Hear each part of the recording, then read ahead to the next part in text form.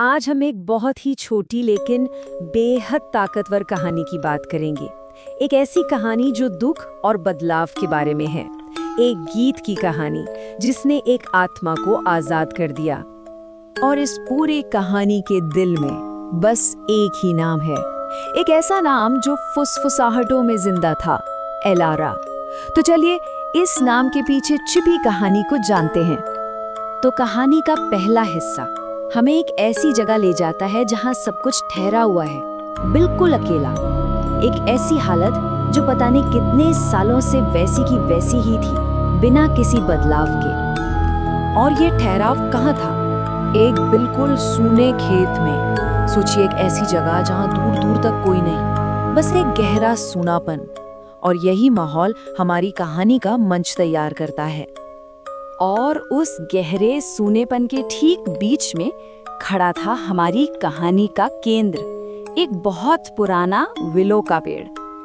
लेकिन ये कोई मामूली पेड़ नहीं था, ये उससे कहीं ज्यादा था। तो ये जो पेड़ था वो अकेला नहीं था, यहीं पर एलेरा की आत्मा थी। अब ये समझना जरूरी है कि एलेरा कोई आम भूत नहीं थी, वो एक बंधी हुई आत्मा थी।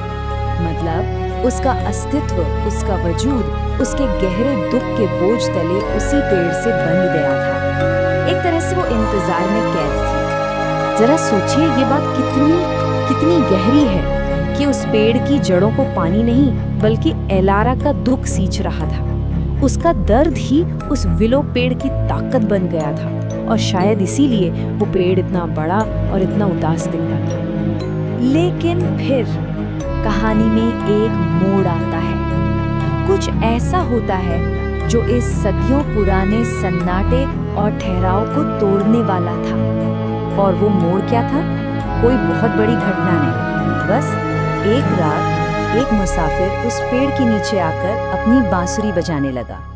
एक बिल्कुल अनजान मुसाफिर, एक साधारण सी धुन।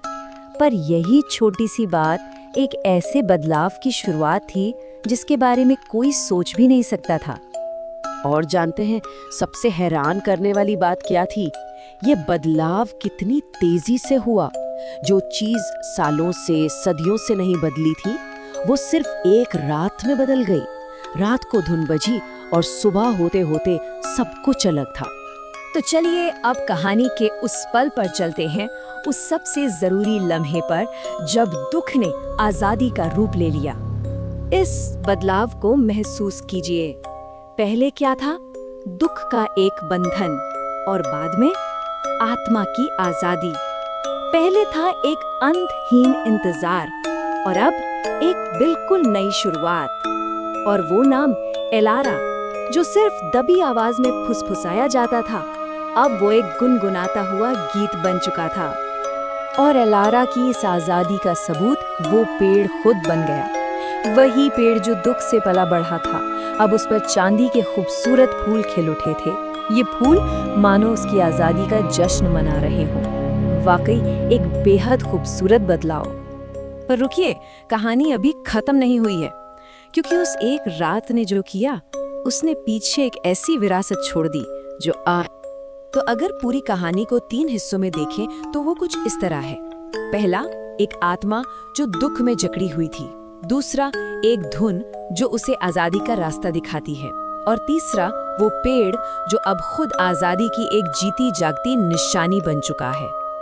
देखिए, इस कहानी में हर चीज का एक गहरा मतलब है। जैसे कि वो विलो का पेड़, वो सिर्फ एक पेड़ नहीं, वो गहरे दुख और अंतहीन इंतजार का प्रतीक है। और वो बांसुरी की धुन, वो कला और हमदर्दी की उस ताकत को दिखाती है जो सबसे गहरे जख्मों को भी भर सकती है। और वो चांदी के फूल, वो आजादी, याद और एक नए खूबसूरत बदलाव की निशानी है। और कहानी की ये आखिरी लाइन मानो सब कुछ बयां कर देती है। अब जब हवा चलती है तो पेड़ अब भी उसका गीत गाता है।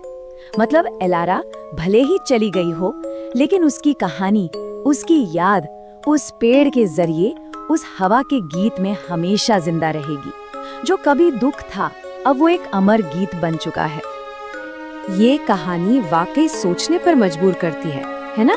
कि हमारे आसपास इस दुनिया में न जाने ऐसी कितनी ही कहानियां हैं जो बदलाव का इंतजार कर रही हैं। शायद वो भी बस एक धुन, एक प्यार भरे शब्द या किसी की हमदर्दी का इंतजार कर रही हैं, ताकि वो भी आजाद हो सके।